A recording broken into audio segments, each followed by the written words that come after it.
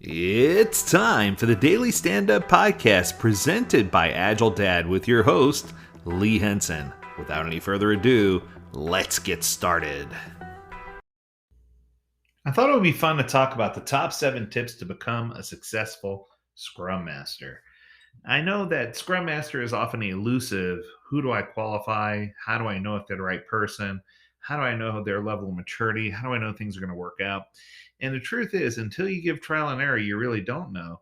But here's some things you can look for that successful Scrum Masters, some traits that successful Scrum Masters should have. Here we go. So I'm giving you a top 7 list. Coming at number 1, they need to understand the Scrum framework. Now, the truth is, when you ask them, do you understand? Of course, they're going to tell you yes.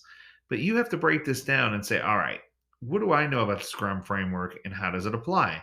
What are the 3 roles and how does Scrum apply to what they do? What are the ceremonies that happen? And how does Scrum apply to those?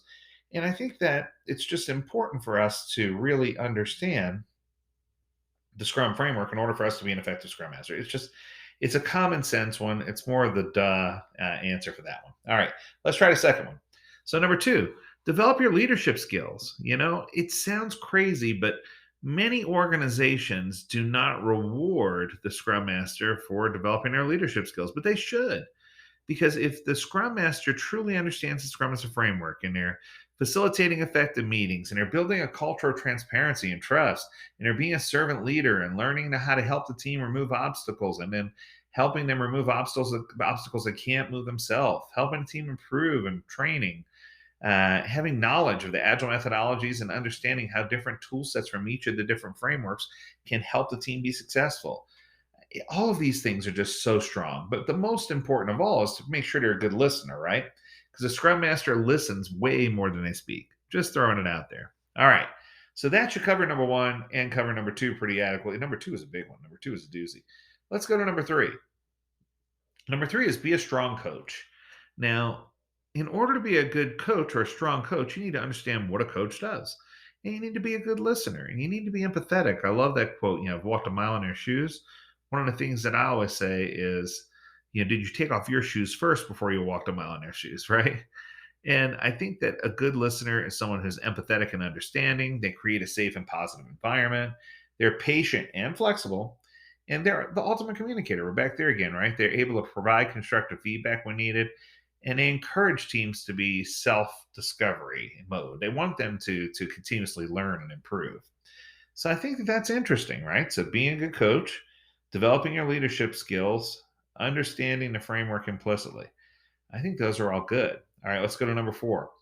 Understanding the business. Now, this one's interesting because I meet many Scrum Masters that say, oh, that's the product owner's job or that's the analyst job. And I'm like, no, that's the Scrum Master's job.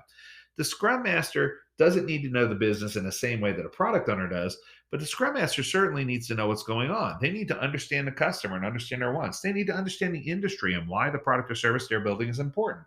They need to understand organizational strategic needs and whether or not we have a North Star. They need to understand why stakeholders are asking for things, and they need to high level understand the technology so they know whether what's being asked for is impossible or not. The truth is, this is the glue that holds all the various parts of Agile together. So, understanding the business and how business functions is incredibly important for that particular aspect of being a powerful Scrum Master. Yes. Okay. So, just to recap so far. So, what do we have? We understand the Scrum framework. That's 1. Develop leadership skills. That's 2. Be a strong coach. That's 3. Okay. Understand the business was 4. Let's go to number 5. Build a culture of continual improvement. Amen. I think that if you build a culture of continual improvement, that this is going to help encourage experimentation or promote a growth mindset. It's going to make improvement a team effort so that everyone works together. You're going to use the information you learn in retrospect as effectively and celebrate success for your team. This is such a powerful tool, but it's one that a lot of people miss out on. Okay, coming in next, we have gain experience. This is, you have to have experience to do this. You can volunteer to be a Scrum Master on a project if you don't have any, or join a Scrum community. There's so many meetups and different area regional things that you can join up and participate in. Participate in simulations or games. Get a mentor. Shadow a Scrum Master. There's so many things you can do in order for you to gain experience. All right, and I'm coming in with this one last. The seventh and final thing you need to do, and this one blows people away when I tell them, you should get certified.